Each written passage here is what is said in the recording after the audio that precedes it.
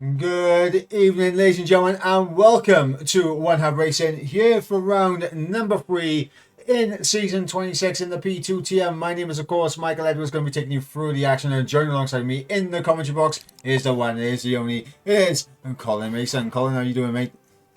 Evening, Mike. Very well, thank you. Evening. I'm ready for another good night of racing in Qatar, Mike.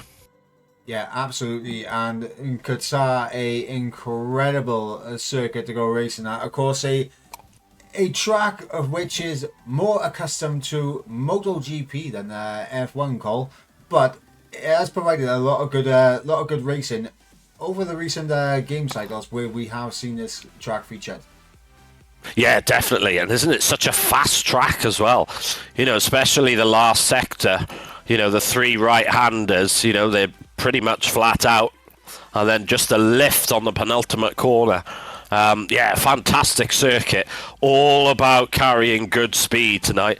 But fortunately, the drivers don't need to worry about any rain tonight, Mike. Yeah, absolutely. And of course, that will be a sigh of relief for all the drivers out there. Of course, last time out in Jeddah, it did get a little bit treacherous towards the end of the race, I'll say. And if you guys haven't watched what happened last week in P2 or P1, I highly recommend going to watch them, whether it be through the VOD here on Twitch or, of course, up on the YouTube channel. So make sure you guys go and check that out. Yeah, there was some brilliant races last week. Yeah, throughout both P1 and P2. But this race tonight, Mike, of course, is our first sprint race of the season. So we're going to get a one-shot qualifying. We're going to get a sprint race. And the top 10 finishing positions from that sprint will be reversed for the feature race. So it's going to be very exciting. I'm expecting to see a bit of tactics towards 10th and 11th and 12th, Mike. Yeah, absolutely. I mean, it's going to be very interesting to see what is going to happen, of course, in the sprint race. Of course, in the feature race, there will be 29 laps. In the sprint race, 10 laps. 16 corners around the Qatar circuit. 6 to the left and 10 to the right. The one DRS zone, a very powerful DRS zone, I might add, down the main straight in towards turn number 1, 5.4 kilometer circuit, 3.3 mile circuit in length. The C3 soft tyres, C2 mediums, and C1 hard compound tyres available for the drivers out there tonight. And obviously, looking at the previous race winners around here, obviously, you know, a fellow commentator of ours, Cole, one year in P1. J. Cole, never heard of him. Yeah. Yeah, J. Cole, a former winner around here. The the last person to take a P2 victory around this circuit. And of course, back when we had the P3 tier going, you are having a giggle, mate. Managed to get victory. So it'll be interesting to see who out of all these incredible drivers will be taking that top spot. Yes, of course. Funky won last time out round Jeddah. A brilliant drive, especially in the rain.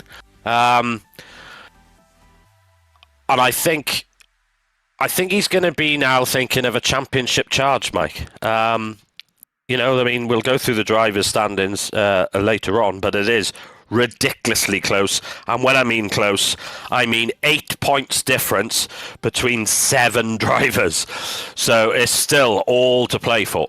Yeah, of course. And with it being a sprint weekend here in One Hub, we will, of course, be having a look. Well, we will be jumping straight into one-shot qualifying as soon as we load in, because we do not want to miss qualifying. We do not want to miss who's going to be starting at the front for the sprint race. No, that's right. I mean, what a difficult track to have one-shot qualifying. It is so easy. I seem to be saying this every week, but it is true. It is so easy to invalidate your lap around here, like ridiculously easy. And I can see, I think there's going to be at least one driver who does, unfortunately, invalidate, and we're about to find out. Yep, as we are going to head to the action ahead just before we jump into one-shot qualifying. Cole, one-shot quality, obviously, in a normal qualifying session, you have the ability of, maybe getting a sighter lap in. But one-shot qualifying is literally, it's do or die. You got to nail the lap first time out. Exactly. I love the pressure of one-shot qualifying. I think it's brilliant. It really is. How's your bottle? Can you, like you said, Mike, you've got no sight to lap. You haven't got chance to warm up and get into the swing of it. It's just go. So there's a lot of pressure on these drivers to get this lap right. Yeah, absolutely. As we are about to jump into one-shot qualifying right now, and I'm currently on board with Kenzie as he comes down the start-finish straight, and we are going to get all of the telemetry up possible as we are going to fly down into turn number 1. I'm going to hide the timetable for the time being, so you guys won't see who is on pole at this moment in time. We will have a look towards the end of the lap though. Kenzie though coming through the first sector, and it's looking a little bit slidey on the rear end for his Haas at the moment, Cole. Yeah, it is looking a bit twitchy for him. It's very, very difficult. Oh, he nearly runs wide there, but does manage to keep it, importantly, within track limits. So, unfortunately, Kenzie DNF from the last race, so he's just looking to get a good finish on the board for the first time in one. But he's keeping it nice and smooth here, carrying good speed. Does just about get to the apex there. Now this is the best part of the track for me. Very, very quick. Does he take it flat out? Let's have a look. He takes a little lift. Oh, he keeps it on track. Oh, this is little lift there, but still carrying good speed. Very nice through the penultimate corner. And this is such an important corner now because you got the main straight. Keep nice high speed, nail it, get the DRS line, and he crosses the line. And I think I saw Solo take the pole position with a 21.8, so a good lap there for Solo at the end, and that's quickly run you through the order. It is, of course, Solo who takes pole position at 121.8. Just a 10th an hour. Look at that. Rich 500 and Papa Squanch. Identical lap times right wow. there for second and third place. Jess, a great qualifying for her up in P4. JR Mason in P5. Joe in P6. Funky in P7. Quinn in P8. Cowboy P9. Skrillex rounding out the top 10.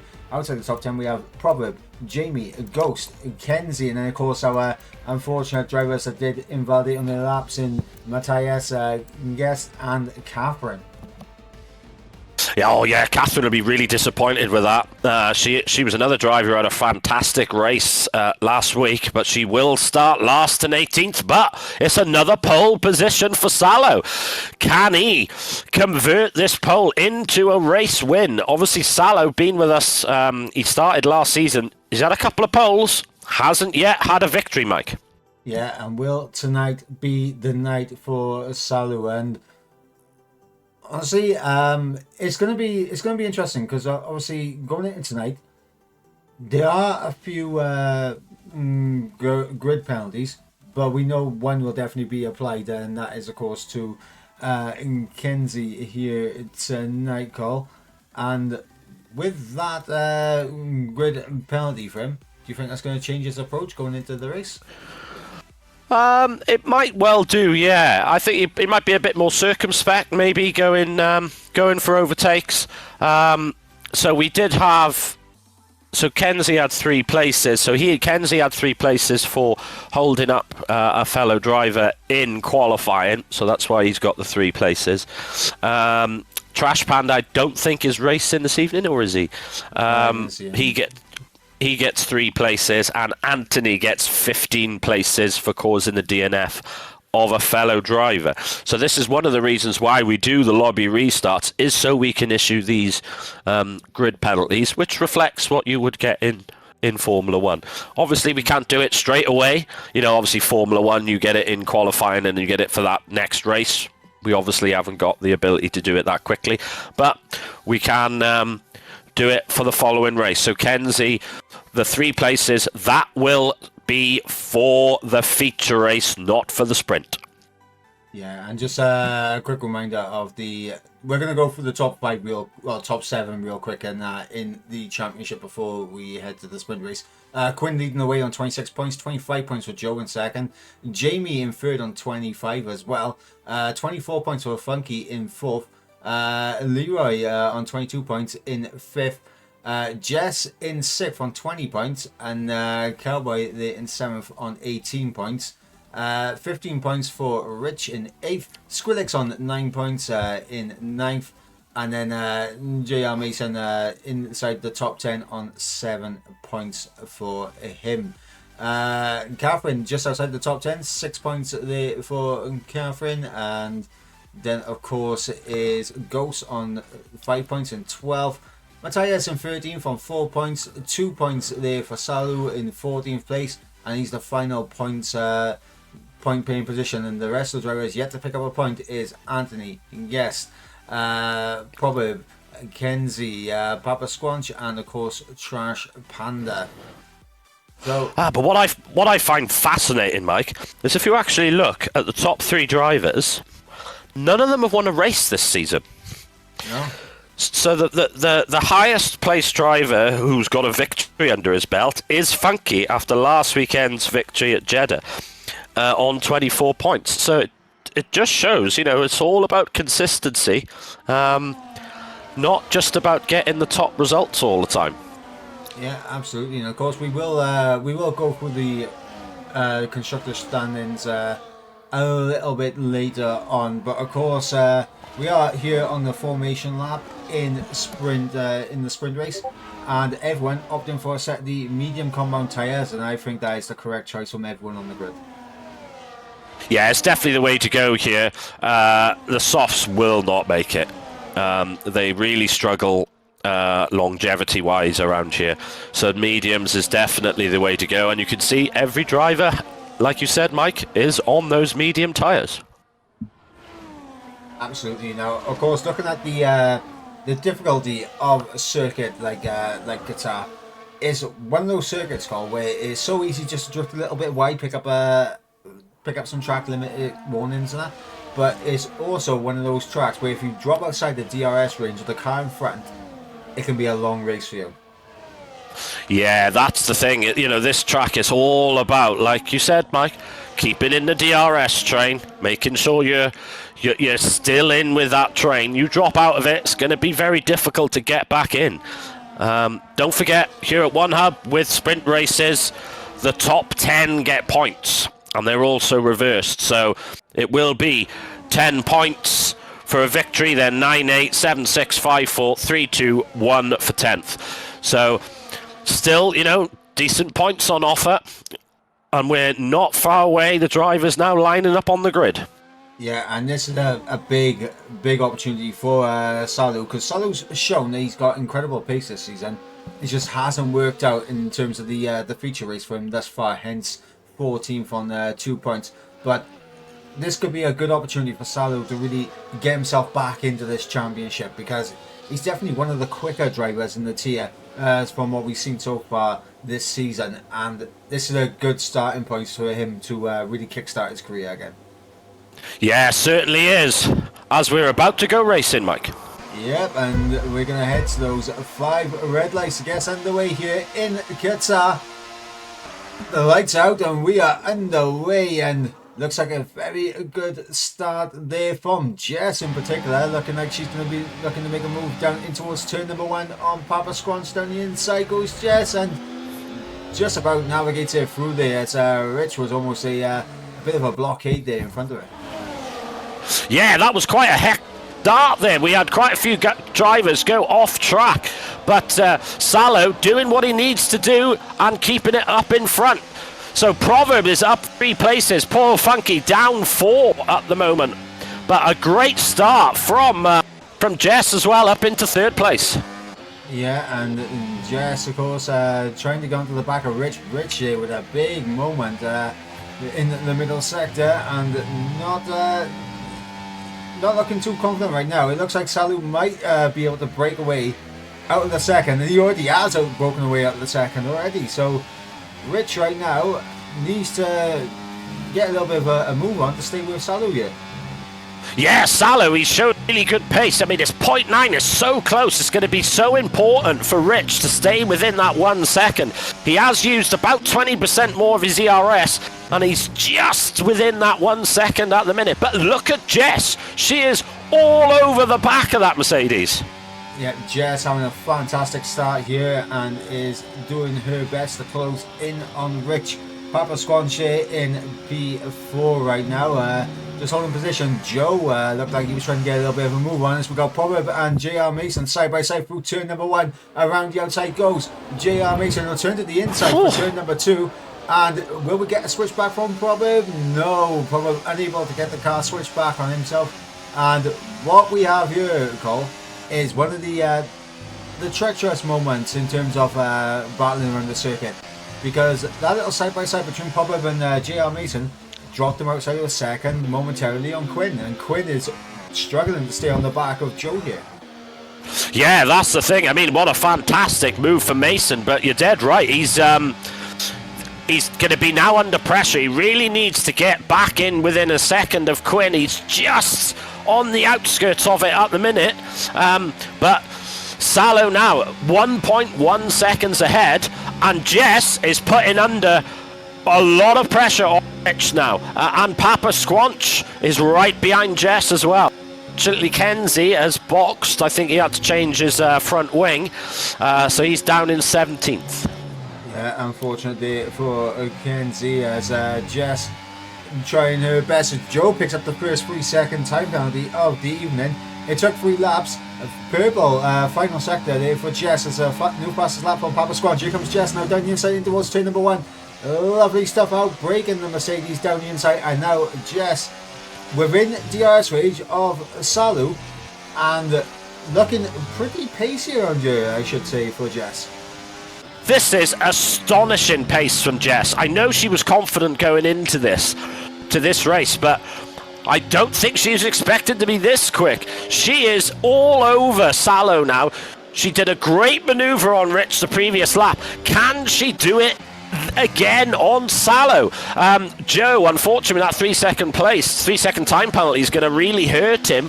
And that's what these drivers are going to be careful of now, Mike. Yeah, and we are beginning to see a little bit of a split form in the midfield. JR Mason and Proverb now in a bit of a race between themselves as they are just a little bit off the back of Quinn, who's just holding on to the tail end of the top 5's DRS string. And then there's another little gap that is formed there, P9, 10 and 11th, with both of the Astons in Skrillex and Funky. And of course Cowboy splitting the pair of them. Then you got Mattis there in 12th, and he's got Ghost and Catherine for company. Yes, and we're now looking at Jess, the fastest lap of the race. You can see she's right in the go for it. Yeah, she's going to get it done even before the first corner. Now, can she pull away? So let's have a look at the ERS. They are almost identical between Jess and Salo. Almost identical in terms of their ERS usage. So can Jess pull away now? We're already on lap 4, only 10 laps this sprint race, and she is, like Lukey says, she is absolutely smashing it. Yeah, Jess got the gap open now to around about 6/10 of a second here on Salu. Salu doing his best to try and stay with him. Rich, I think, is struggling a little bit out there as seems to be a little bit of a mobile chicane for the likes of Papa Squanch and Joe, who do appear to have a bit more pace in the locker right now compared to Rich. And Rich is slowly drifting away from the top 2 and falling into the clutches of Papa Squanch. Yes, you can see Papa Squanch, he's only 2/10 behind Rich. Rich, unfortunately, forgot to load his setup in the previous race, which really scuppered his evening. But he's doing a lot better here now. He's up in 3rd place, but he has got Papa Squanch right behind him. You can see Papa Squanch with what looks like an Ayrton Senna inspired helmet. Can he pull off an Ayrton Senna type move? Is he going to have a go? This is where the DRS trade it very difficult. No, he stays behind.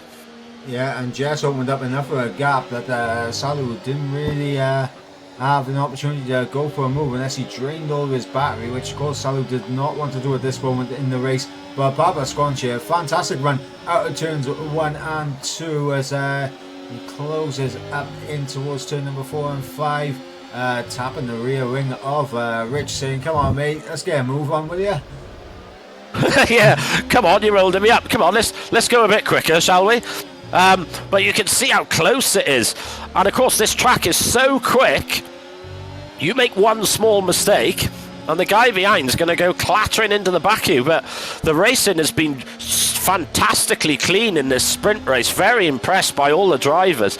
Catherine there up from 18th, and she's now in 12th place. So a great recovery from Catherine. Can she make it in the top 10? We'll have to wait and see.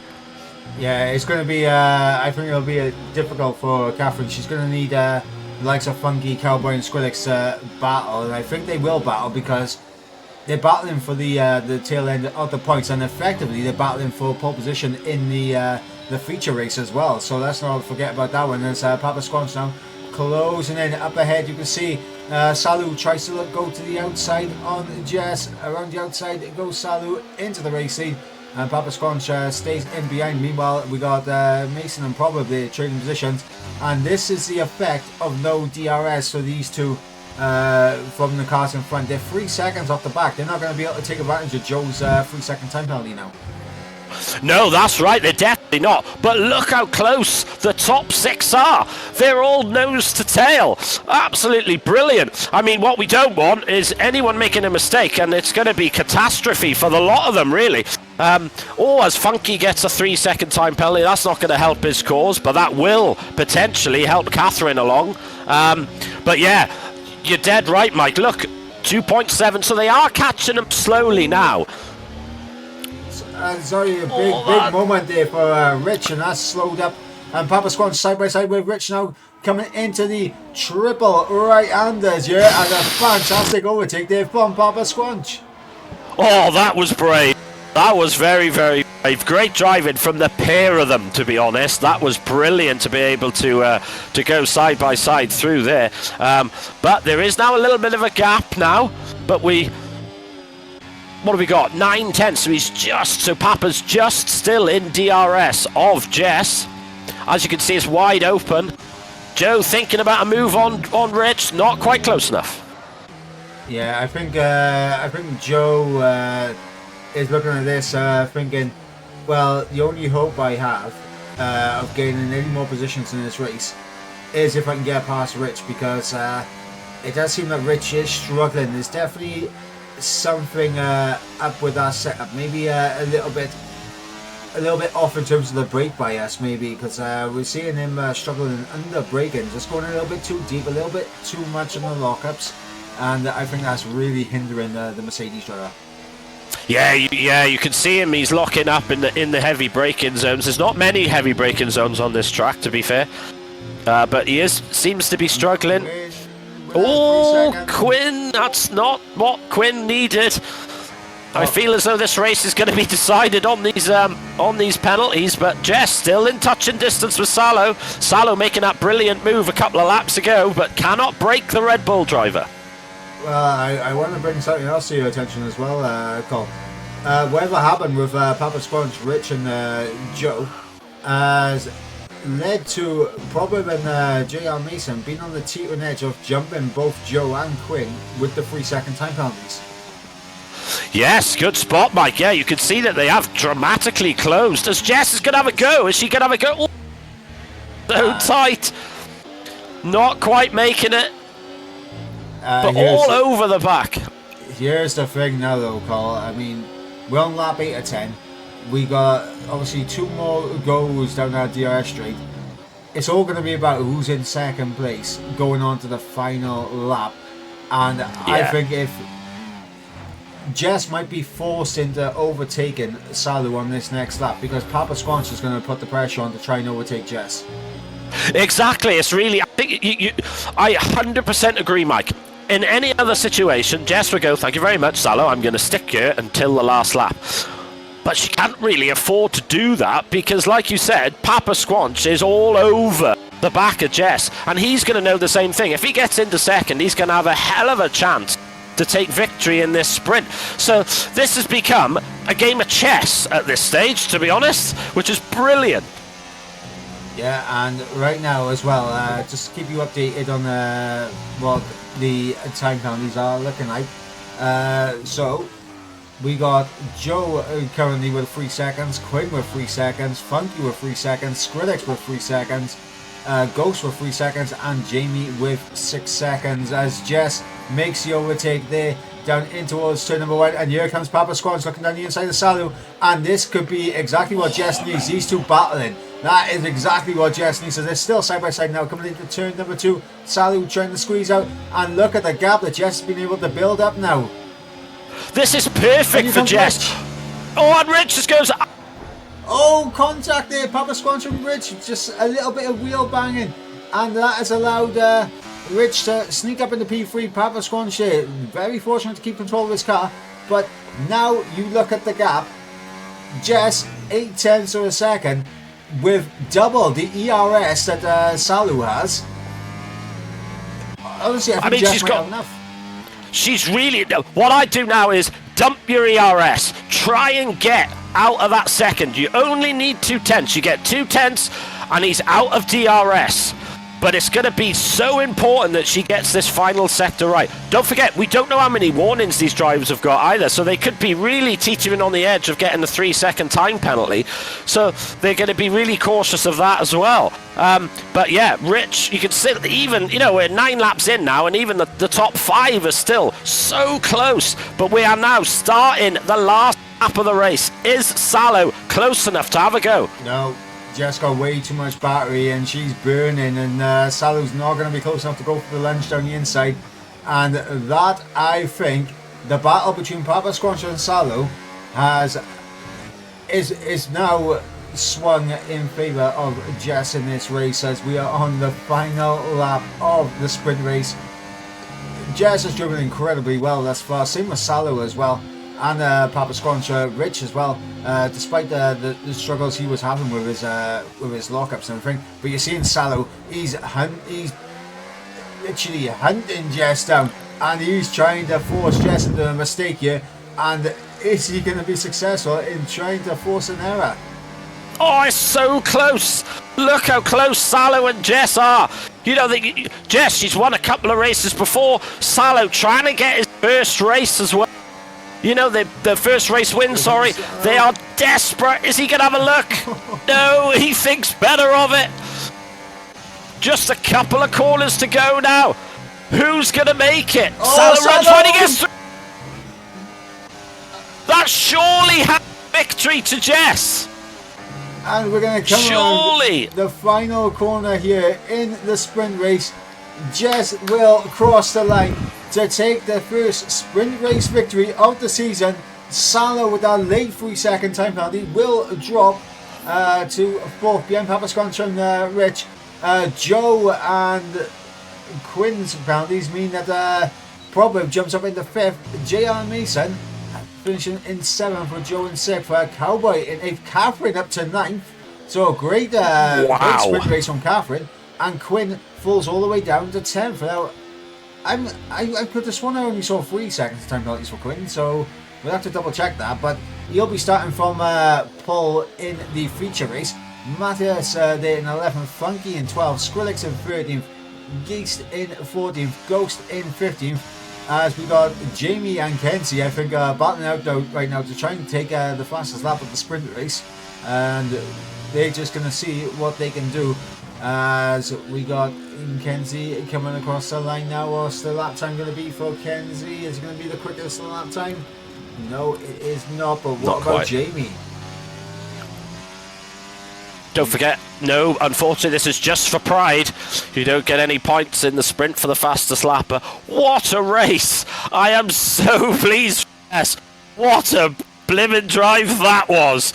I mean, the only thing I'm going to say, Jeff, and it's going to sound awful, but I blimmin' told you so. She'd been questioning herself and her ability for weeks, and I said, it's going to come. You were getting better and better and better. And she won that race on pure merit, pure pace. Absolutely tremendous. Yeah, and let's run you through the order one more time. It is Jess, of course, that takes a victory in the sprint race ahead of Rich in second, and Papa Squanch completing the podium in the sprint race. Salu there in fourth with Probab in fifth. Joe B in sixth with JR Mason in seventh. Cowboy in eighth. Catherine in ninth. And then Quinn rounding out the top 10. Will be starting from pole position in the feature race. Outside of the top 10 we have Matthias, Funky, Skrillex, Geese, Ghost, Jamie and Kenzie.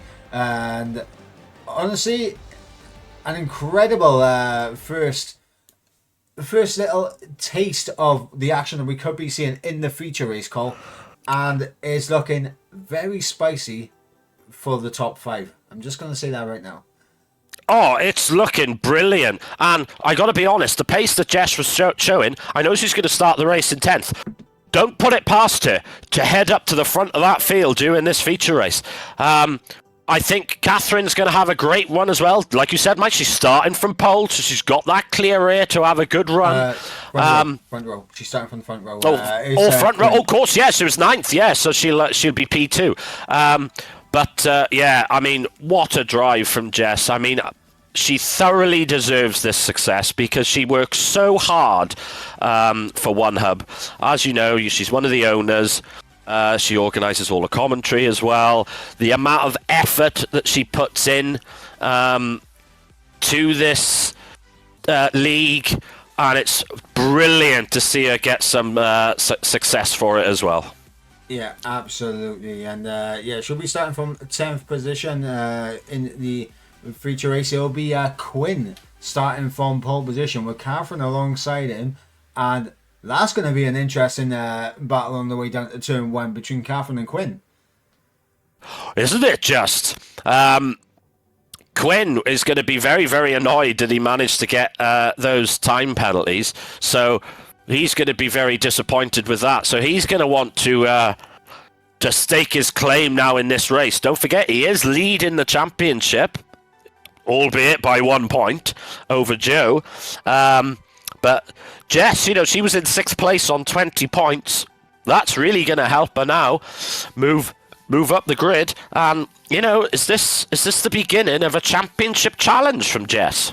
Well, I'm just running the numbers real quick. Jess has actually taken the lead in the Drivers' Championship right now, based on those points, because Quinn scored 1 point for finishing in 10th, of course.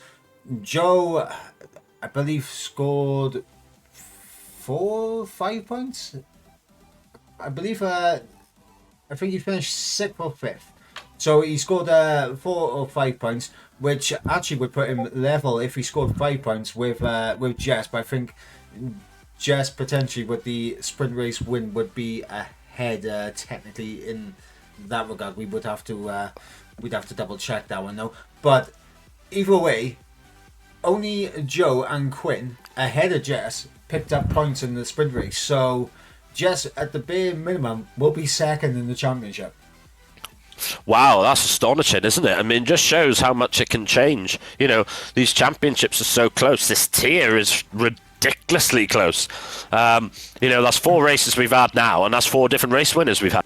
So it really does show that consistency is so important. It's not even about getting the best results, really. It's about not getting bad ones. It's that close. But yeah, what a race to head into for the feature now. Mike, who's your money on? Ooh, honestly, So I'm in a bit of a dilemma right now. I'm not going to lie, Colin, I'm in a bit of a dilemma.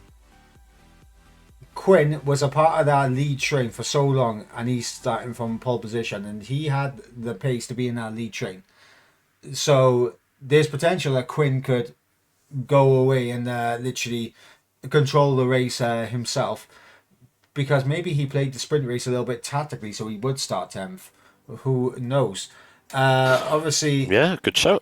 Salu definitely showed incredible pace in her, and Salu will be starting ahead of Jess of Papa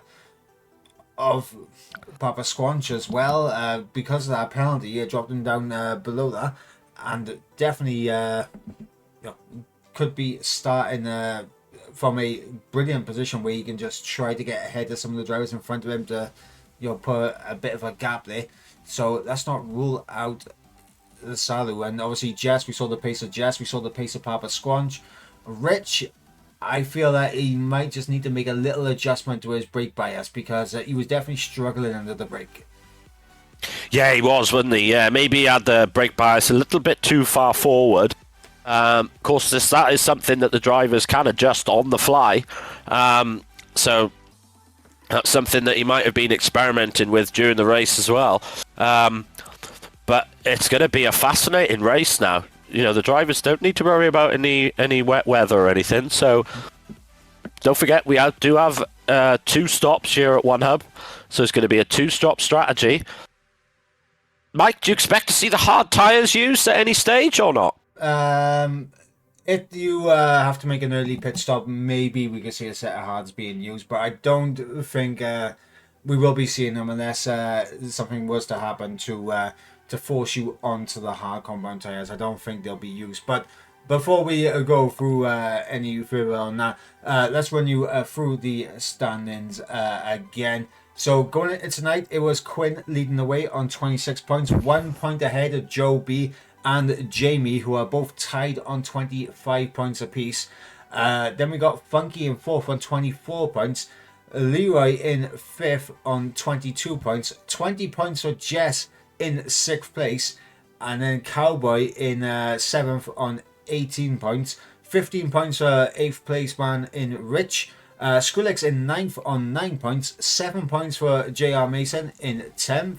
Then outside the top 10 we had Catherine on 6 points and 11th, Ghost in 12th on 5 points, 4 points for Matty Estee in 13th.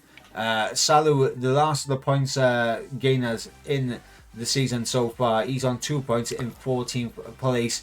And then drivers yet to pick up a point, of course, Anthony, Geist, Probab, Kenzie, Papa Squanch, and of course Trash Panda.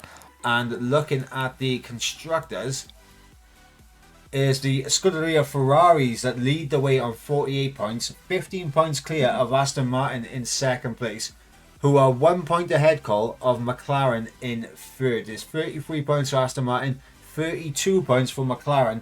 These two historic British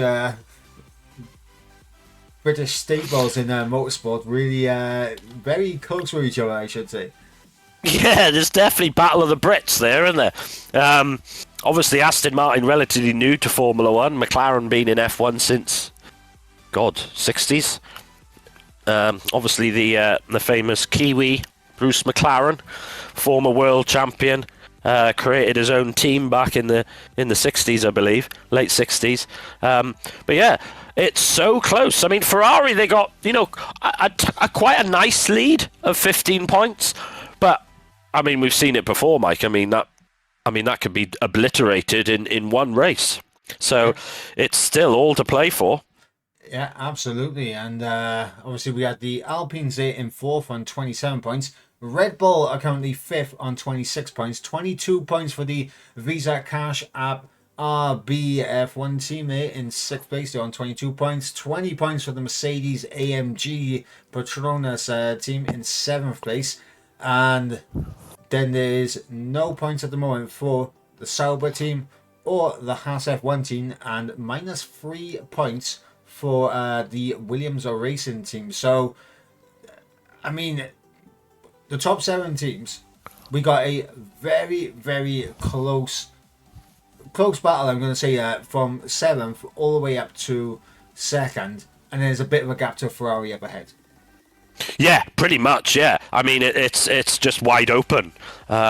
Just going back to what Mike mentioned with the -3 for the Williams, so for anyone a bit confused by that, we do issue points deductions if any driver fails to give footage of an incident that the stewards have requested. So last week, one of the drivers was requested footage from the stewards. Unfortunately, he forgot to record his footage, and so the stewards give him a 3-point deduction. So that is why the Williams drivers are currently on -3.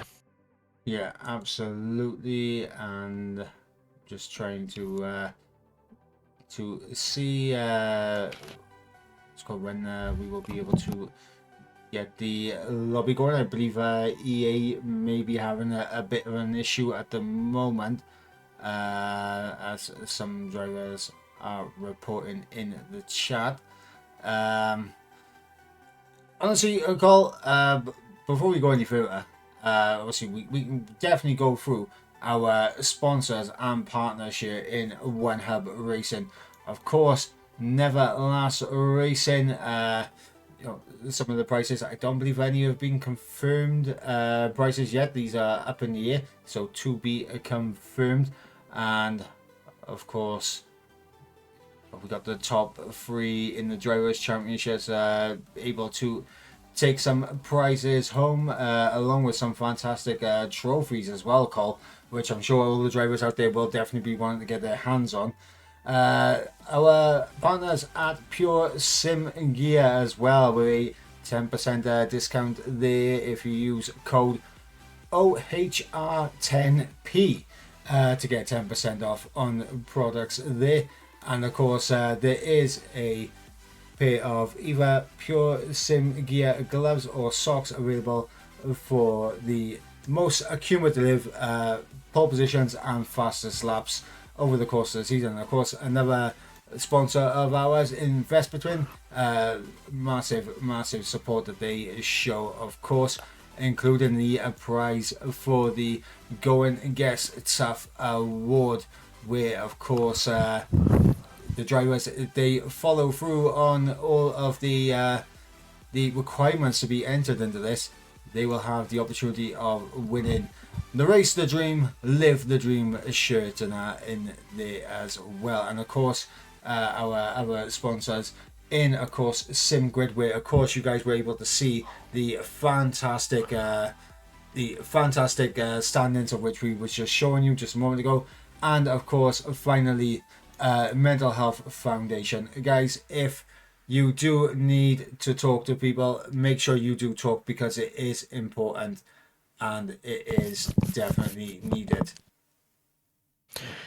Yes, brilliant charity that, Mike, and amazing sponsors as well. I actually have got a pair of those gloves, and I use them, and they are brilliant. They're great quality, give plenty of good grip. They don't get your hands too hot, so they are a brilliant pair of gloves, I must be honest. Of course, talking about our partner Vespertine, Salo is, I think he's part owner, I believe, of Vespertine. He's obviously our Alpine driver in P2, so great to have one of our sponsors racing with us as well. Yeah, absolutely. And Cole, before we go any further, one more thing which we got to have a little look at is, of course, what went on in the press conferences ahead of tonight. We did manage to get Proverb into the driver's press conference ahead of the race here today in Qatar. We put the question to him: this season is your first season on a wheel. How are you finding the new challenge, and what are your main goals for the season ahead? Will you get up to speed quickly, or will it take a while for you to get used to racing on a wheel? Proverb responds saying it's been really challenging. I've had to turn the assist back on, so it feels like I'm starting from scratch. In brackets, he said, tips appreciated. My goal for the season is to finish in the top 10 as much as I possibly can. And if that doesn't work, avoid being a nuisance on track. But obviously, making the jump from controller to wheel call is, honestly, it feels a little bit strange when you initially make the jump. But after a couple of races, I mean, I tend to find that the wheel begins to feel a lot more natural to you. Yeah, definitely, and I think the ceiling basically of your performance on wheel is higher than what it is on controller. We know there's some fantastic controller guys out there, but I genuinely believe that with the wheel you can be more precise, you can be more accurate. Especially with overtaking and things like that, you can fine tune the steering angle better. And Proverb is a class act on and off the track, and he will undoubtedly will get used to it. and he will get better. Regarding tips, just practice, really. I mean, I've raced on wheel for so long now. I mean, if you give me a controller, I'd get lapped within probably 3 laps. But there we go. But yeah, I think it's good. I know Quinn's also going to be transferring to wheel soon. Of course, he was one of the winners of our prizes, so he won the wheel stand last year, and he will be transferring into wheel on the new game, I believe. So, yeah, nice to see some more guys going onto the wheel. I'd be very curious to know the split. I'm just looking now to see the drivers I know. So I know that Jamie's on controller mic. I'm not sure about the other drivers. I'm not entirely sure either whether we have a majority of the grid that are racing on wheel or controller.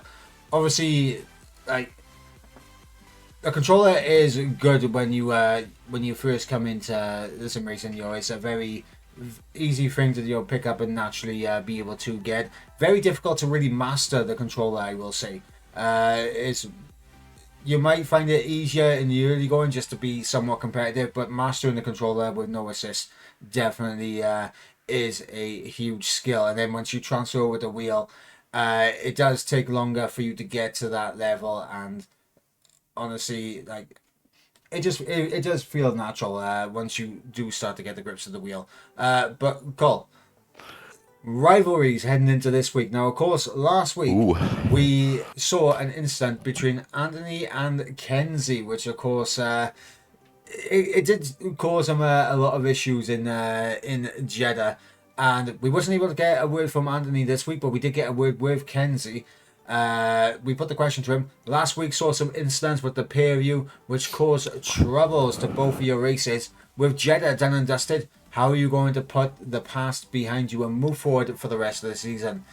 Kenzie responds saying, the only way to move on is to admit that you're at fault for the incident and claim responsibility. Something he still refused to do this week as far as I'm concerned. So a little bit of spikes there already, Cole. Claiming I hit his front wing when my front suspension was a bit more valuable. Front wings can be replaced at a pit stop, suspensions can't. He's the one that hit the wall and speared me out of the race at the last corner, not the other way around. From my perspective, justice was served, and he'll be joining me at the back of the grid on Sunday following the sprint. As long as he admits he is at fault for the incident in Jeddah, we'll move on and focus on our own races without getting in each other's way. So, a spicy response here from Kenzie. Was a bit, wasn't it? Yeah, it's we're in the, and you know, it's a game, but it's competitive. Whenever you get a competitive situation, you know, emotions take over. But what also the drivers need to understand is accidents do happen. You know, they're not necessarily deliberate things. It's just, you know, a mistake. And it will happen. You know, it happens with real Formula One drivers who get paid 40 million a year to do it. So if it can happen to them, then it certainly can happen to any of us. Yeah, it's going to be very interesting next time we see those two on the track together again, Mike. Yeah, absolutely. And it's definitely going to be interesting to see how that will develop over the course of the season. And honestly, Anthony not here tonight, so he'll be serving his penalty, his grid penalty, at a later date. But obviously Kenzie's going to be able to get rid of his now heading into the feature race at Qatar. And looking at some of the pre-race interviews at Qatar, we put to the drivers, welcome to round 3. How do you think the first 2 races have gone so far? Salu, of course, has responded, said, oddly, both well and poorly.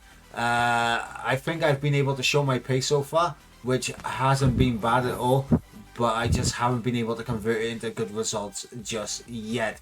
And that is something that we alluded to earlier on in the sprint race call about Salu's pace, and it just seems to go wrong in the feature race for him thus far. Yeah, it's a bit of a shame. I think sometimes he makes. I mean, he's inexperienced, so it's going to happen. But he does make the odd wrong decision. Happens to everyone. But he will get there. You know, he's an inexperienced driver. He's obviously got lots of pace. But with a bit more experience, I think he'll, you know, the little mistakes will cut out. I think we know he spun in the first race, I think he did, from the lead, or from close to the lead. But he's got such good potential, and he's a lovely bloke, I got to be honest. I've had the opportunity to chat to him, and he's a really, really nice guy. And I'm really hoping that he does well, to be honest. Yeah, we put the same question to several of the drivers. Ghost saying that the first 2 rounds have been terrible for him, and Joe saying it's been reasonably okay, decent enough start of the season. Kenzie saying it's not been an ideal start of the season, missing him and obviously DNF in Saudi, but he's looking to get himself going for the rest of the season. Catherine saying pretty happy so far. Jess saying a lot better than expected, very consistent and having a lot of fun this season already. I can't afford to be complacent though. I just need to take it one race at a time. And then, of course, looking through, Papa Squanch saying points are needed. So Papa Squanch aiming for points, and he has picked up some points already in the sprint race. So he's going to be looking to add to that in the feature race, that is for sure. Jamie saying that so far the season's gone a lot better than expected as well. And Skrillex saying, okay, could be better. Well, very interesting there. I mean, I think Jess hit the nail on the head there. Take each race as it comes.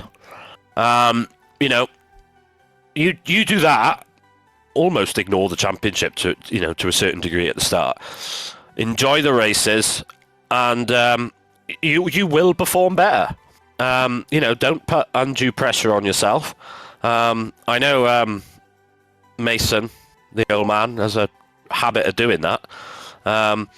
And the one race where he went, oh, sod, I'm just going to give it my best and see what happens. And he won the race.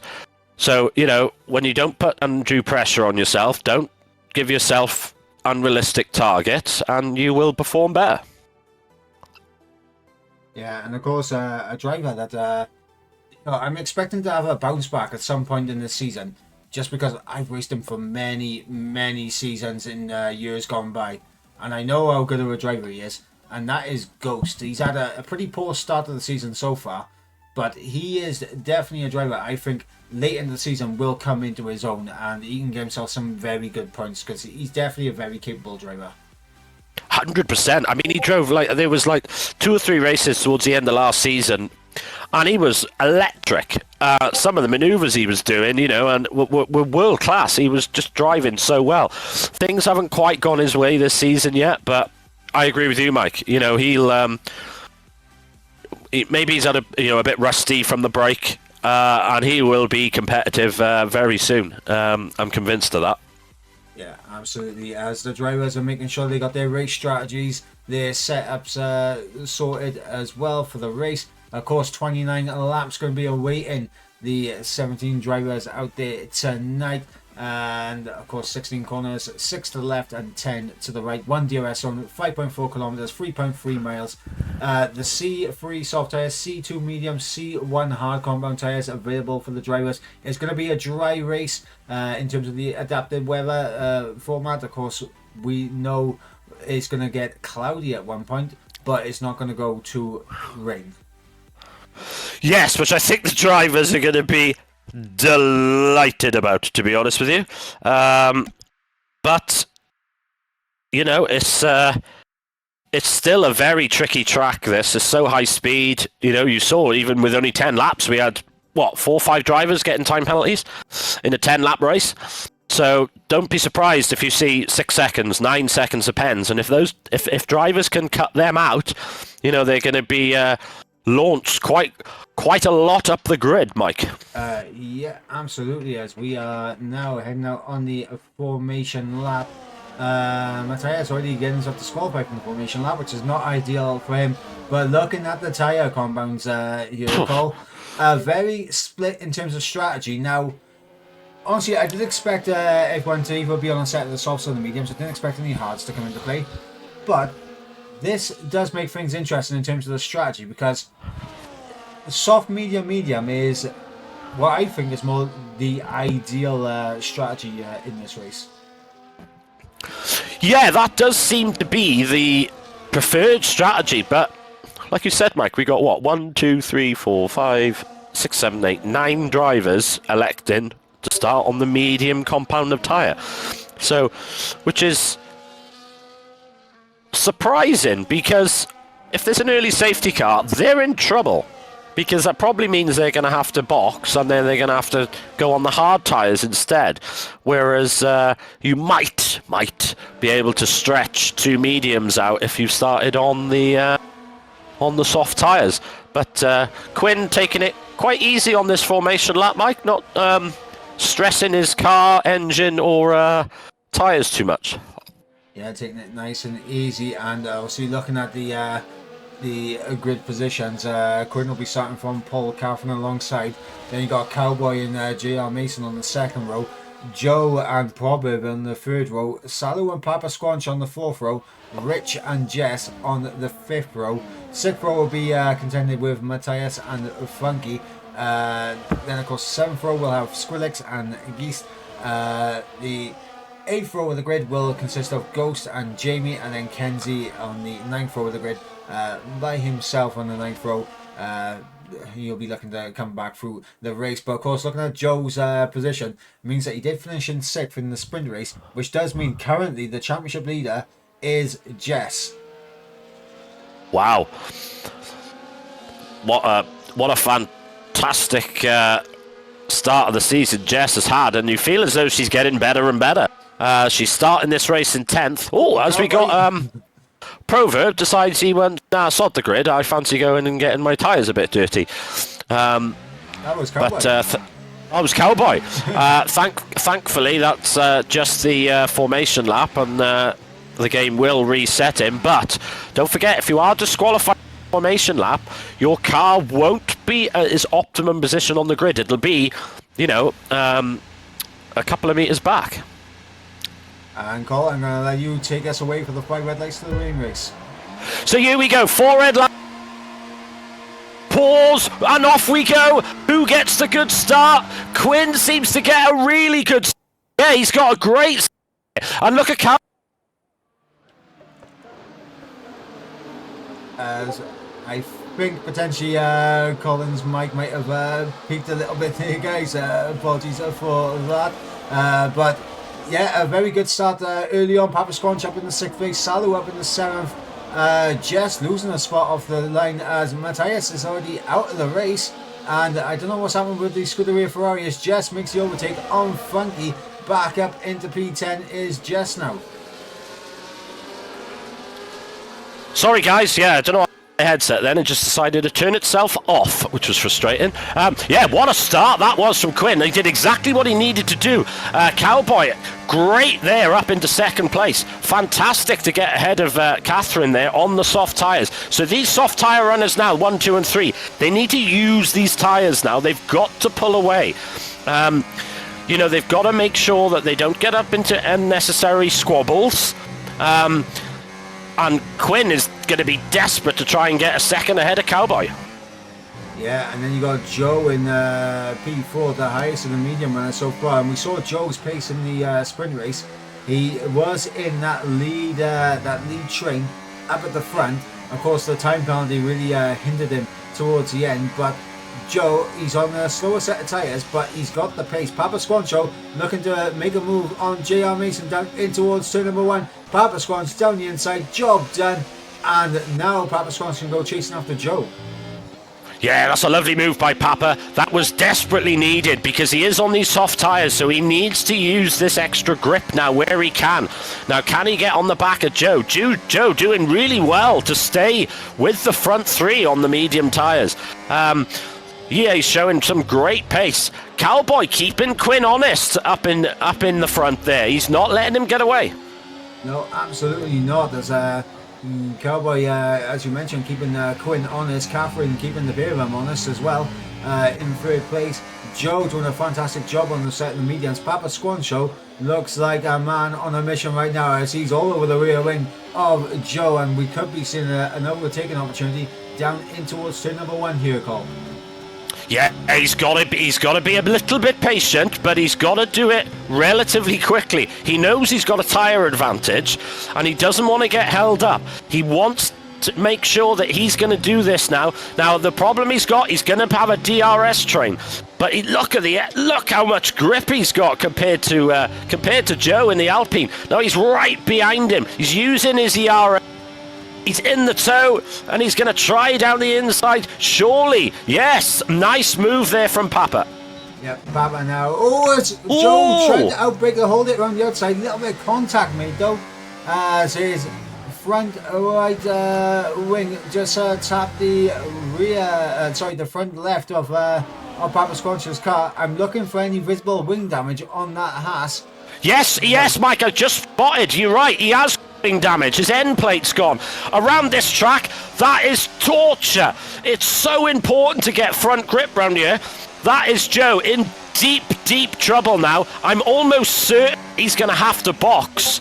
That amount of front wing damage is going to really hurt him. You can see that he's already 8/10 behind Papa Squanch there. You can see he's really struggling. Mason now right on the back of him, getting held up. That's such a shame for Joe in the Alpine.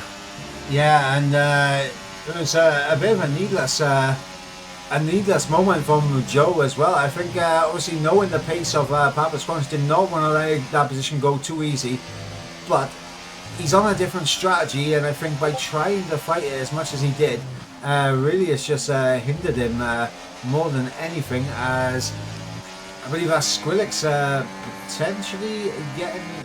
Oh no, that is Papa Squanch lagged out. He's disconnected. He's back in now though, and that has meant that these two are now a second off the back of the top 3. And now you're seeing Joe trying to get that overtake done. Here comes JR Mason now. Obviously a full front wing for JR Mason, simple as you like. And Papa Squanch has now just retaken control of his car, but he's lost 2 positions and he's now behind Joe with wing damage. Oh, that's such a shame for Papa. I'm not sure what happened there. Obviously a disconnect issue. But you can see that, look at the train behind him now. Salo desperate to try and overtake him. Salo nearly loses it, just about catches it. I think, yeah, there was a bit of contact, but I think everyone's just about got all their bits of carbon together. But yeah, you can see, look at Joe now, 1.5 seconds behind the top 3. Yeah, 1.5 seconds behind the top 3. Papa Squanch after getting back into his car. He's 2.5 seconds behind JR Mason now. You got Jess that's just been overtaken by Funky. So the pace that we saw from Jess in the sprint race, right now not being unleashed in the feature race. I think Jess is taking the first stint very cool, calm and collective right now, as Quinn is into the pits at the end of lap 4. Yes, so we've got our first pit stops of the evening. Quinn in the Ferrari. Catherine. We're going to get full wide down the side of the straight. Look at this. I mean, that's brave. And Papa this contact. Yeah, Papa Squanch lagged. Salo outbraked himself, hit the back of a Williams, I believe, and he's also damaged his front wing. So that's both Alpines with front wing damage. Joe, I'm actually really impressed. He's managed to stay ahead of Mason. Despite that wing damage, Mason really could do with getting past this Alpine as soon as possible. But Joe doing really well to keep up pace with that broken front wing. Yeah, absolutely. And Quinn making that pit stop. He's 2.5 seconds ahead of Catherine. And remember, Catherine was in DRS range of Cowboy before they came into the pits. And Cowboy was in DRS range of Quinn as well. So Catherine has lost a decent amount of time in the pit stop phases. And I'm assuming she might have got slightly held up potentially by someone. I'm not quite sure who though. Or maybe just taking it cool and calm into the pit lane and just losing about a second there. But what we got here now, Cole, is a bit of a split going on in the field. So Cowboy is about 2 seconds ahead of JR Mason, who has just made the overtake there on Joe. Up in the P2 goes the McLaren. Now Joe, with that wing damage, is struggling, as we're seeing Jamie Sallow and Papa Squanch there fighting 3 wide down in towards turn number 1, and around the outside goes Jamie around the pair, and you can see Geese is in it as well, as Geese is side by side with Papa Squanch. And yeah, that is position gained there for the Sauber, but heartbreak for the man in the Haas. 2 lobby disconnects for him, has seen him fall well down the order. Yeah, such a shame for Papa. He was showing great pace, you know, and great patience as well. You know, he was looking like he was more than able to challenge the top 3, and he's disconnected again. Such a shame for the Haas driver. Obviously an internet issue on his end. A real shame, because I think he was going to be on for a good result tonight, Mike. Yeah, absolutely. And that wing damage for Joe really hurting him, because he's lost half a second to JR Mason. But Cowboy, I think his soft tyres have fallen off a cliff, because JR Mason's already back within DRS range of him. Yeah, I think these softs now, they are dead. Now, is he going to box? Yes, he does. Yeah, so there's Cowboy peeling off into the pit lane. Mason will still get DRS, so he'll be able to defend from Joe. And Mason leads a race at 70 years old. Pretty impressive from the McLaren driver. Oh, as Jamie gets a 10-second speed in the pit lane penalty, he'll be furious. Yeah. Jamie, again, the 10-second speeding penalty coming to plague him, as Papa Squanch has joined the session once again. He's currently in 7th, but he's lost so much time due to these disconnects. He's effectively going to be... I don't think he's going to be last, because it seems like Skrillex and Ghost have had nightmare starts to the race in their own right. But he's going to be coming out down in around about P14 once the pit stop phases are made. Maybe P13 with Kenzie still behind him. Yeah, credit to Kenzie as well. Up there in 8th place. Yet to make a stop, of course. As I jinx him, as Quinn overtakes him in the 9th. But yeah, a solid start for Kenzie there in the Haas. He said that he just simply wanted to finish this race. And he's having a very solid start to this race now. Catherine there in 10th. Fellow Red Bull driver Jess in 12th. Don't forget, those 2 have pitted for fresh medium tyres. Yeah, and now we're going to get to see what Jess's pace is going to be like, as Joe and Proverb now into the pit lane. So the Alpine, will we see the front wing being changed? Surely it has to be changed. No. Well, you would have. It sides against it. That's surprising. Well, set that hard compound tyres though. Oh well, I was very surprised to see the front wing not changed, but I'm stunned to see that he's gone on hard tyres, as Jess sets the fastest lap of the race, showing the kind of pace that she's got after the sprint race. Yeah, Joe, he's gonna still struggle on with that broken front wing, but still showing good pace considering. Yeah, absolutely. And Catherine going through on Kenzie there up in the P6. Jess currently in P11, all on the back of Proverb. And this is going to be important, because the gaps are now there, so Jess can actually begin to unleash the pace that we saw in the sprint race and just be able to pick people off one at a time, because there's a few gaps that have formed. Yes, that's true. It'd be interesting. I know that they're in a party together, her and her teammate Catherine. I'm curious to see if there'll be any team orders if they get anywhere near each other on track. They're 5 places apart at this moment in time, but Proverb there just ahead of Jess and chasing down Joe on those hard tyres, Mike. Yeah, as we got JR Mason into the pits, pitting from the race lead, as you're seeing Cowboy there, all underneath the rear wing of Kenzie, and it does seem like Kenzie is struggling in this race thus far. Joe has closed down that gap to Cowboy and Kenzie. But here comes Proverb now on Joe. And job done there for Proverb. You can see Jess in the background closing in as well. As we got JR Mason just coming out of the pit lane just in front of Jess. Just in front of Jess. Jess will not be happy with that. She needs to get this McLaren dispatched as quickly as she can. Mason choosing the hard tyres, which I wasn't expecting to see, to be honest. Obviously not feeling very comfortable stretching the softs out, so he's deciding to go on the hard tyres.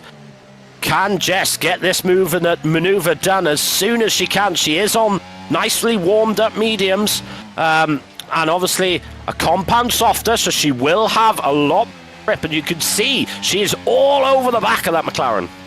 Yeah, absolutely. And with Joe being the car in front with that wing damage, it's just going to cause a little bit of a concertina effect with JR Mason and Jess just getting held up slightly. Look at that gap between Jess and Jamie begin to fall down once they get towards the back of Joe. And you guys will see how much wing damage can really affect the car around a circuit like Qatar.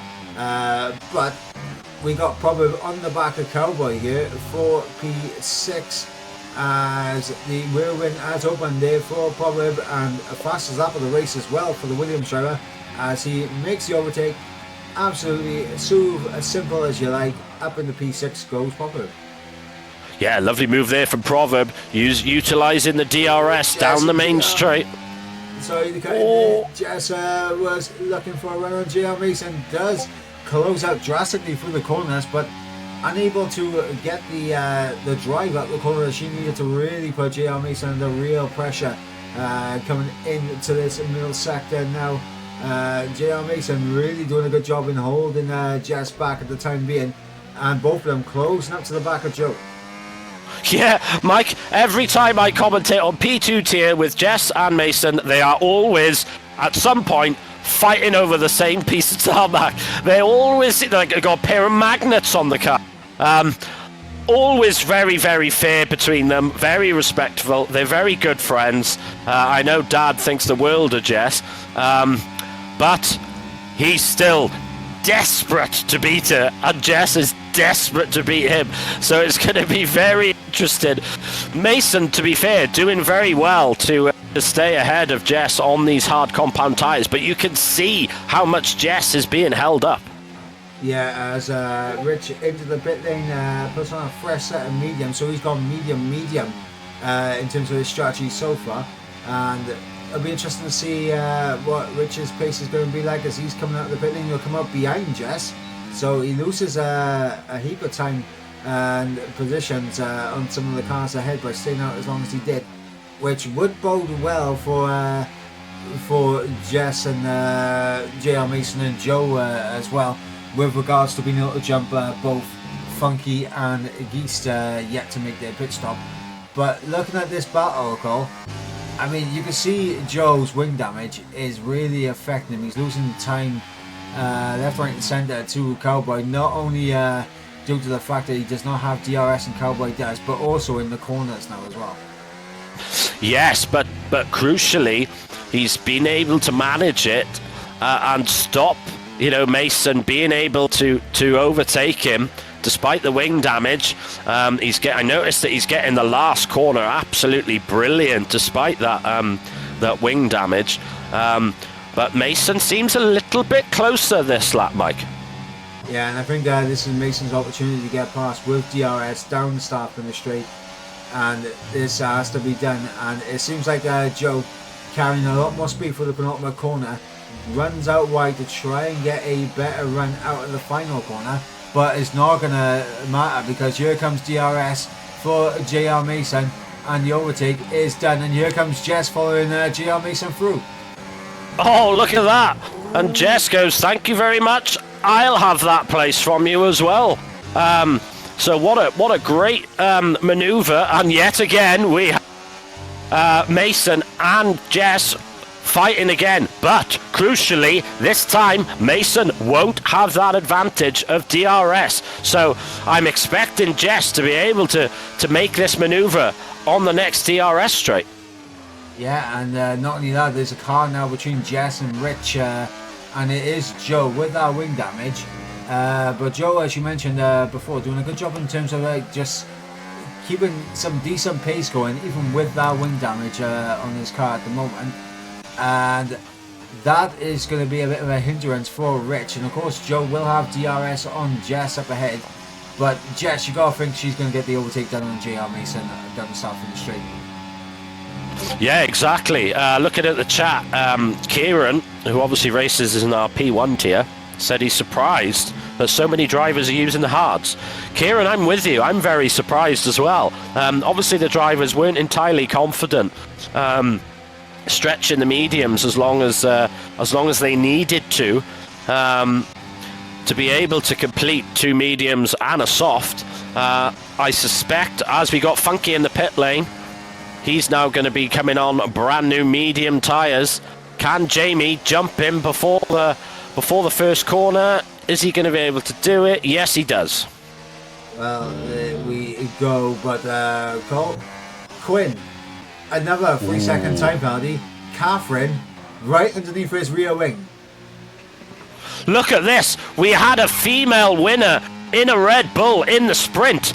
Are we going to get a female winner in a Red Bull in the feature race? Catherine all over the back of Quinn, and now Quinn's got this time penalty. Catherine showed the tremendous pace she had during the sprint race, where she started 18th but did finish 9th, and Quinn is now under pressure. Yeah, not only that, you got to look at it like this as well. Obviously, Ferrari lead the way in the Constructors' Championship, but I'm looking at this right now. There's 2 Red Bull cars inside the top 5, and Quinn was 6 seconds. I think there's a possibility he's on the teetering edge of being able to fall behind the pair of them, as Joe picks up a 3-second time penalty to add to his woes in this race. And Jess, she's closing in on the car ahead as Catherine gets the overtake done on Quinn. Job done with DRS for Catherine. Into the race lead now goes the Red Bull driver, and JR Mason gets back through on Jess with DRS as well. So, I mean, both of the Red Bulls, I mean, they are coming alive here in Qatar, Cole. They are. I have a feeling that Jess is probably swearing at Mason at this point. Get out of my way. You are holding me up, Mason. But Mason doing a very good job, to be fair. Seems to like these hard tyres. But look at Rich now. Rich and... as Mason gets 3 seconds, so that's not going to help his cause. So that's the 5th driver now that we've got with a 3-second time penalty, Mike. That's going to be crucial come the end. Yeah, and I think it's just gone from Jess swearing in the driver's seat to JR Mason swearing in the driver's seat now. Yeah, you're probably right. So unfortunately, both the McLaren drivers have had time penalties. Poor old Jamie got 10 seconds for pit lane speeding, which he's yet to serve, so he will serve that at his next pit stop. Quinn on 6 seconds of time penalties now. Mason on 3, Joe on 3, Funky on 3, and Skrillex in 16th on 3. So Quinn with 6 seconds, I mean, that would put him down at this point out of the podium positions and into 4th place, as Rich takes 6th place from Jess. Yeah, and crucially for JR Mason, managed to get DRS off of Skrillex, who's just been lapped, and that has meant that JR Mason was able to hold on to P5 and allow Rich the opportunity to have a little go at Jess in this race. Let's not forget as well though, Rich's tyres 4 lap fresher than Jess's at this moment in time. Yes, which is going to be crucial. Jess, she's keeping calm. Doesn't seem to be getting frustrated. She's doing well. She's up in 7th place. She knows Mason's got a time penalty. She might not be aware of Quinn's time penalty because I think he's a bit too far ahead. But if he's dropped out of DRS range on Catherine momentarily. Yes, that's going to be crucial, Mike. And Proverb is putting the pressure on Quinn from behind. Remember, Proverb 3 lap pressure tyres. So maybe Quinn's tyres have completely fallen off a cliff, and it's allowing now Catherine to build up a bit of a gap and Proverb to really attack the Scuderia Ferrari. And yep, Quinn's into the pit lane. And Quinn says, I've had enough of these tyres. Thanks very much. Now, what tyres is he going to go on? 13 laps left. What compound is he going to choose? Let's have a look. It is another set of mediums. So he's going to have some good pace on those fresh mediums, and he's going to need to use it with those 6 seconds of time penalties. As Rich is now up into 4th place, past Mason. Yeah, Rich gets through ahead of Mason, just still there in P6. If I'm Catherine, I'm literally pitting this lap now to cover off Quinn. I'm not letting Quinn get too much of an undercut. No, I think I would do the same, Mike. You know, the undercut round here, I believe, is quite strong. But will Catherine respond, or will she stick with her original plan? I mean, Proverb, he's locked his inside brake a bit there, but no harm done. He is within DRS of Catherine. Now, Catherine does not want to get involved in a squabble here too much. But will she box? Let's see, Mike. Yeah, let's see indeed. And another thing as well, Rich looks to... Oh, probably with a 3-second time penalty.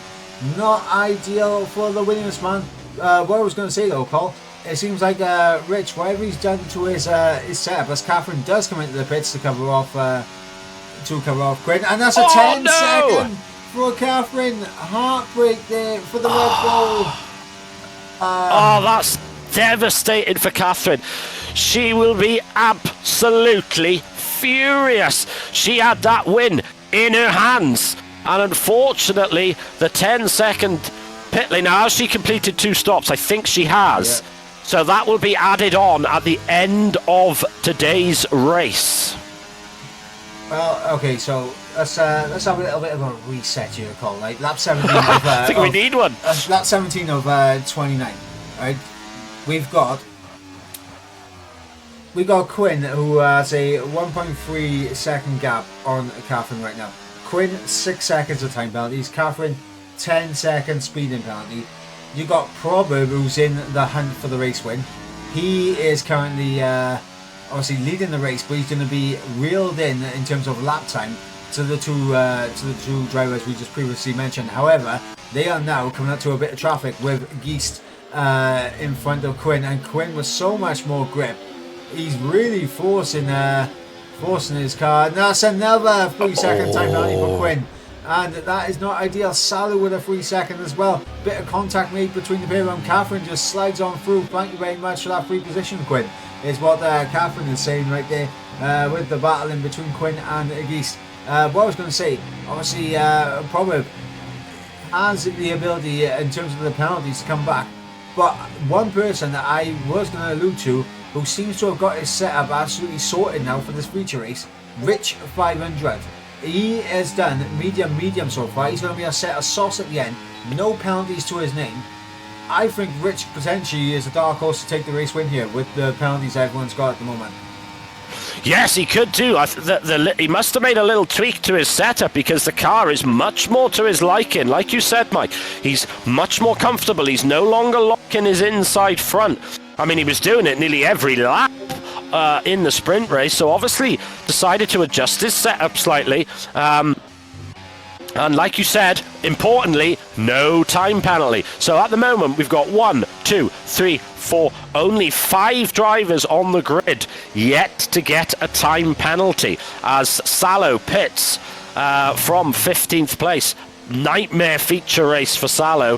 That front wing damage that he received early on did affect him.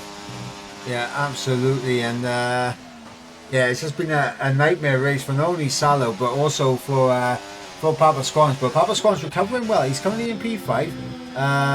He starts to make one more pit stop, but chucks on a set of the mediums to the end of the race, and he could be another driver that could finish well inside the top 10, and a driver that could potentially do an incredible job here and picking up some points for the Haas team. Yes, definitely. I think the undercuts, so don't forget, we've got Catherine, Quinn, Proverb, Cowboy and Jess. They've already pitted. Catherine there, you can see the effect. Fastest lap of the race. But Quinn, look at that. The three of them, Ferrari, Williams, all fighting over the same piece of track, Mike. Yep, and This is one of those situations now, Cole, where if you're Proverb, you want to be smart about the overtakes you go for, because you know the two drivers in front of you have a lot more penalties than you. But what Proverb can't afford to do is to get caught up in some needless squabbles between Quinn and Catherine, because there is that looming threat of Rich 500 late in this race with a late charge. And with no penalties, that is the big threat for Proverb right now. Yeah, you're dead right. I mean, Proverb, you can see that he's got good pace. I think he is getting held up to a certain degree. But, like you mentioned, with all those time penalties, he can't afford to do a silly manoeuvre. He knows he's them, but he can't afford to get held up either. So he's going to have to... He's going to have to think quite cleverly here, quite tactically. We've got another game of chess going on here, Mike, now. Yeah, as Papa Sponge into the pit lane, he's going to chuck on the set of the medium compound tyres to the end of the race. And he should be all good in terms of the tyre wear, should the Haas. And we'll see where he's going to finish at the end. What a race it could have been for him if he didn't have the disconnect issues at the start of the race. As Proverb makes the move around the outside of Catherine, up into a net P2 on track for Proverb, but effectively with the time penalties, it's a net race lead right now for Proverb. Mike, I have spotted one thing, and it is astonishing. Jess came out of the pit lane. She was 3 seconds behind Cowboy. She is now right on Cowboy's gearbox. The pace that she's had, you saw it come up. Fastest lap of the race for Jess. She is absolutely flying out there on these medium tyres. And don't forget, Cowboy is on the same 2-lap-old medium tyres, so it's not a tyre advantage. It is simply Jess is absolutely flying, and with all the time penalties we got, don't rule her out. She is more than in the hunt of this race. Yeah, absolutely. And looking at the gap just from Catherine down to Cowboy, it looks around 7 seconds. So Jess will get the jump at the moment on both Quinn and Catherine in terms of the penalties. Obviously, she's got a lot of work to do if she wants to catch up to Proverb's time penalties. And obviously, she will have to think about holding off Rich late into this race as well. But with DRS, there should be a simple overtake for Jess in this one, and it's going to be as simple as you like. A couple of cars in the pit lane to overtake as well. Jess up to P7, Cowboy down to P8, and Jess now needs to go and try her absolute best to get as quickly onto the back of that lead train as possible, because they are beginning to fight now. Yes, they are. Look how bunched up. We got the 3. Still, Quinn staying ahead of this pack of 3. Guess doing very well. They're up in 6th place. Has Guess pitted for twice? I was just going to go through that as Rich, Funky, Guess, Ghost and Kenzie yet to make their second pit stops in the race. Majority of the grid now have made their second pit stop, and they're going to the end. You got JR Mason currently in P9 just ahead of Joe. Did Joe get his front wing repaired though? That's the question. No, he did not. So he still decided not to bother repairing it. And to be honest, his pace. Down the inside oh, Quinn. Look at this! Now this is going to hold the pair of them up, and this is not what they would want. They are 14 seconds off the back of Rich 500, who will come up behind them in terms of when he makes his pit stop. But he's going to be on much fresher, and he's going to be on soft tyres, and it's going to be difficult. But here comes Catherine, double overtake for the win for the Red Bull. Whoa! Around the outside, job done there for Catherine. And now, Cole, does Catherine play the team game now and back up Quinn and Proverb for Jess? That's a very, very, very good question, Mike. If she can back these guys up, back them up into Jess, give Jess the opportunity to just close that gap up a bit. Don't forget, they've all got penalties. Jess wouldn't need to really overtake any of them. Just get close enough. I mean, them simply fighting amongst themselves is doing it as well. But it'd be very interesting to hear the team radio in the Red Bull channel to see exactly what's going on, or hear exactly what's going on between the drivers. But Jess, she is catching this pack. Yep, 5.9 the gap between Quinn and Jess. Jess will get the jump on both Quinn and Catherine in terms of penalties. So right now, Jess is in a net P2 in this race. We're still waiting for Rich and Funky to make their pit stops. And Quinn with another penalty as Rich does make his pit stop. Now we are going to see where the land lies here, Cole. As Rich in the pit lane, set of soft tyres going to go on to that Mercedes. He's going to be lightning quick to the end of the race. And it's one of those ones now where the more the likes of Proverb, Catherine and Quinn battle is going to bring Jess and Rich into this race. As Jess will get past Rich. Cowboy will get past. Rich is actually going to come out just ahead of JR Mason perhaps. Yes, he does. So Geese and Cowboy battling out there for P6. That's not what Cowboy wants. Now that Rich is on the fresh Red Bull compound tyres, and look at that already. He's already taken 3 tenths out of them in one sector alone. 4 tenths, sorry. Wow, this is now such a difficult race to judge. What on earth's going to happen towards the end of this race? We got so many time penalties to deal with. Oh, Jamie disconnect from the session. James, down yeah. P13.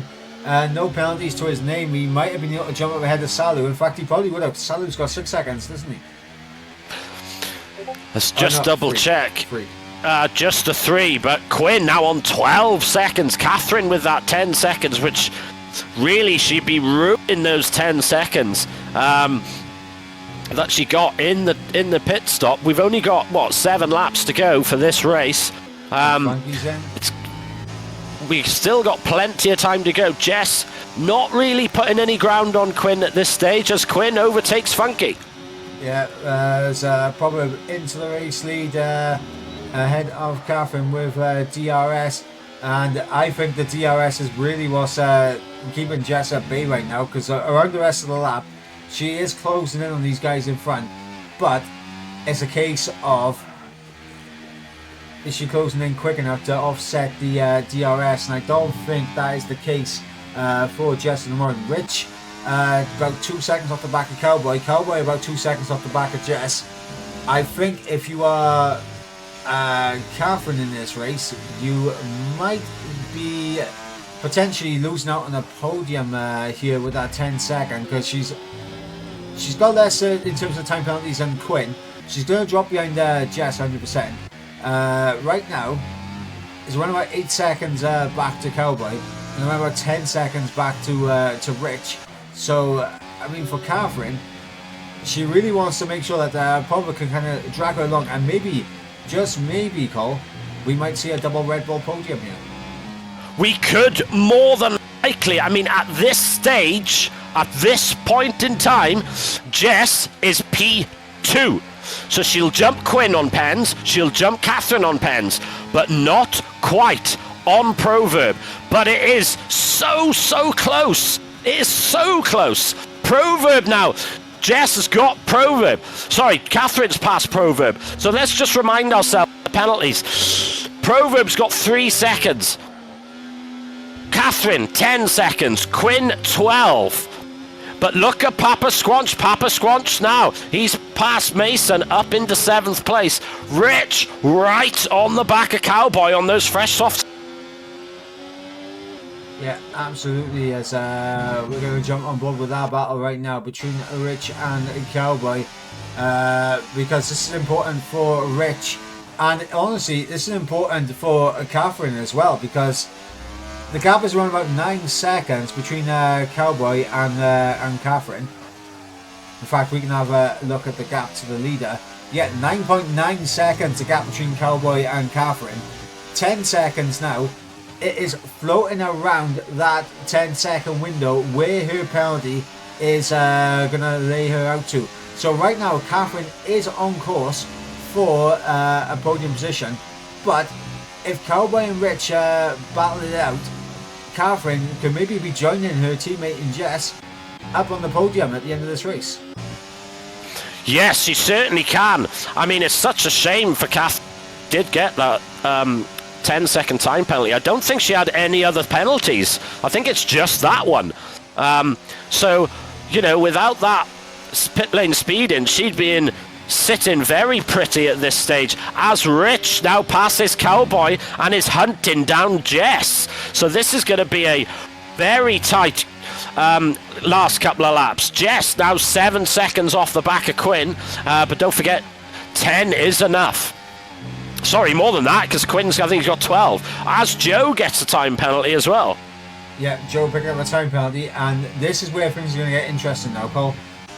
Rich's tyres, obviously we know the soft tyres, they do wear out around this circuit pretty quickly, to be honest. So Rich's tyres, while they will get to the end, they might not be in the best nick. Jamie's out this race, and is that going to trigger a late safety car perhaps? Oh, it could well do, Mike. It could well do. Is it too late? Let's wait and see. It's just the yellow flag at this stage. I think the drivers are going to get away with it. I don't think we're going to see... Are we going to see... Oh, no, Jamie's I think... joined the session as well, so that's his AI retiring out the race. Yes, so I think we're not going to get a safety car here, which is going to be very fortunate for some, because a safety car at this stage of the race for some completely knacker the race for them. Jess there, she's going to have Rich hunting her down now. Yeah, and Papa Squad's going through on Cowboy, and this is a driver to keep an eye on as well, because Rich's tyres, as I was just mentioning, they will fall away at some point in the final 2 laps, and I just don't think he's going to be matching pace with Jess ahead for much longer. But Papa Squanch, on the fresher, the medium tyres, we saw the pace he had in the sprint race. He had horrible disconnection issues at the start of this race, which saw him well down the order. What a recovery drive this has been for the Haas driver. Yes, I mean, doesn't it show what he could have been doing if he didn't get that unfortunate disconnection, as Ghost gets a 10-second time penalty and then decides to DNF in the pit lane. Papa so that's on for a podium, but he's itchy in the hunt for the podium.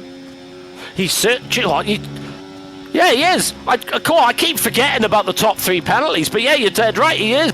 I mean, let's have a look. So he's on 7-lap-old mediums, which is 2 laps younger than Jess. Rich on 4-lap-old means that they're going to be coming to the end of their life now, mate. Yeah, absolutely. And what's called? We got Catherine on 10-second time penalties, Quinn on 12-second time penalties. Probably right now, barring any calamities, as long as he drives smart for the remainder of this race, should be okay. But we got Jess, just holding off Rich for the time being. Jess will jump ahead of both Quinn and Catherine, but Papa Squanch is also going to jump ahead of both Quinn and Catherine, and that is Papa Squanch. The possibility of a podium for Papa Squanch is literally standing right in front of him right now in Rich 500. Yes, he's going to have to be very decisive with his move. He can't afford any wing damage. He can't afford any small errors. He has got to be very, very precise. He can't be too timid either. You know, we've only got a lap and a bit to go, so he's really got to go for it. You can see he is all over the back of the Mercedes of Rich. Can he do it? We're heading now, Mike, into the last lap. Yeah, we got the top 3 battling it out. Of course, probably right now with the lesser of the penalties. The one thing that Proverb can't afford to do right now is pick up a 3-second time penalty, because then any battling between Catherine and Proverb could potentially give Jess a race win here. But Jess going to be under pressure with DRS, and here goes Rich through up into the net P2, and Papa Squanch follows through as well. Jess now off the podium positions, as Proverb and Catherine are battling as well up ahead, and it looks like Proverb just doing enough to hold on ahead of Catherine at the time being. And now we're going to see if Papa Squanch's tyres are going to let him get the overtake done on Rich towards the end of this race. Can Papa Squanch get himself a P2 finish? Can Jess get herself back into a podium position? We are going to find out. We got around about 2/3 of the lap remaining. Catherine in second place, probably in first, Quinn in third. That is the positions right now out on track. But in terms of the penalties, it is Catherine 10 seconds of time penalties, Quinn 12 seconds of time penalties, which means right now the podium is looking like Proverb, Rich, Papa Squanch. Absolutely astonishing race. I mean, it's had absolutely everything. Proverb now just with 2 corners to go. He's heading into the last corner. He's only recently switched wheel and it's showing dividends for him as he's gonna win tonight. What a drive from Proverb. Yeah, incredible win as now to the line. Will Papa Squanch have the straight line speed overtake before the line? No, he will not. Rich holds on to P2, Papa Squanch P3, Jess P4, Catherine P5. Cowboy will come through ahead of Quinn in P6 and Quinn in 7th place. JR Mason in the points in the top 8 and P8. Joe in 9th place with that wing damage. Funky in 11th. Salu will collect some points in 12th place. Geest there will come through for 12th, 13th and 14th, and 14th for Skrillex and Kenzie. No points for them unless they can pick up the fastest lap here, which is what they're going for. Will it be fastest lap for Skrillex? No.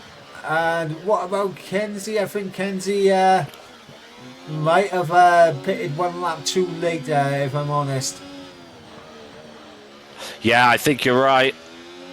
Yeah, I think Kenzie may have got jumped in the pit lane whilst pitting for a set of the softs, and that unfortunately meant that Kenzie unable to get a fastest lap attempting at the end. As you can see, Kenzie overtaking the race leaders now, who have already seen the checker flag. Heartbreak for the Haas at the back. Cole, what a race this has been. Absolutely brilliant race. It absolutely, I mean, it had everything. We had penalties. But one thing I will say, Mike, the driving I thought was exceptionally clean. I don't think, we saw 2 front end plates missing throughout the entirety of the whole race, and that is it. So congratulations to all the drivers there for the clean racing and respectful driving on show. But what a drive from Proverb. I don't think he'll regret switching to wheel now, Mike. Absolutely not. And honestly, Proverb, incredible drive from him.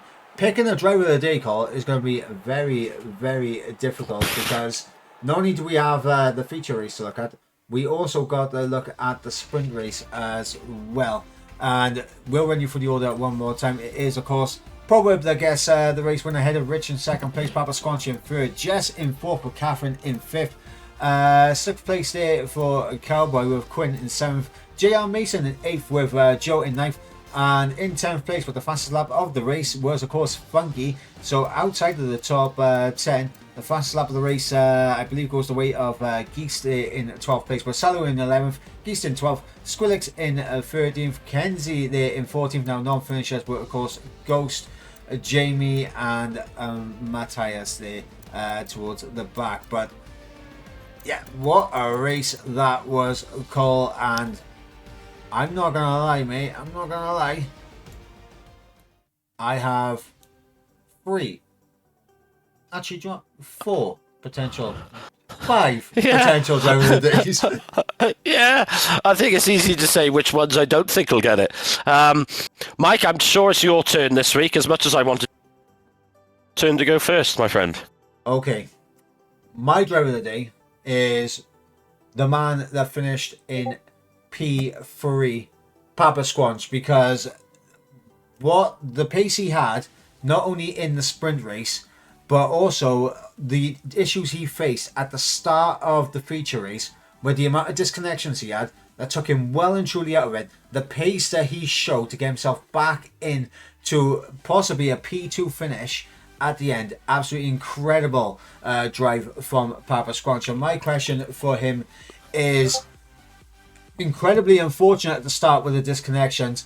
Did you think once you was able to get back into the lobby and things stabilized you, did you really think at the end that you would be picking up a podium position at the end of the race? Yeah, that is a very well-deserved driver of the day for Papa Squanch. And reading in the chat, he says, "But I'm proud I didn't give up." Precisely. It just shows that you never give up. Ever give up. Anything can happen. My driver of the day nomination, taking into account the sprint race as well, has to go to Jess. To get that maiden sprint race victory, and in the manner that she did it, she then started 10th, worked her way up into P5 as well in the main race, so 1st and 5th. Brilliant performance, and I'm almost certain that gives her the championship lead as we head into round 4. So my question for you, Jess, is how nervous were you heading into that final, knowing that you had the opportunity to take only your 2nd win at One Hub Racing?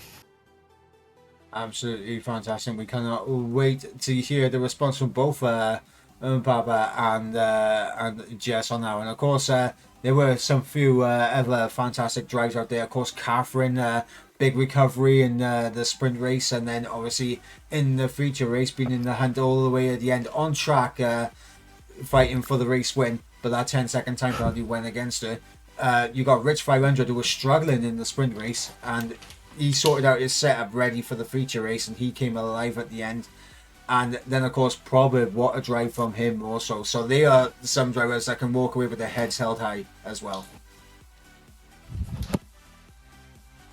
Well, I'm just astonished that Proverb has managed to get used to that wheel as quickly as he's managed to do.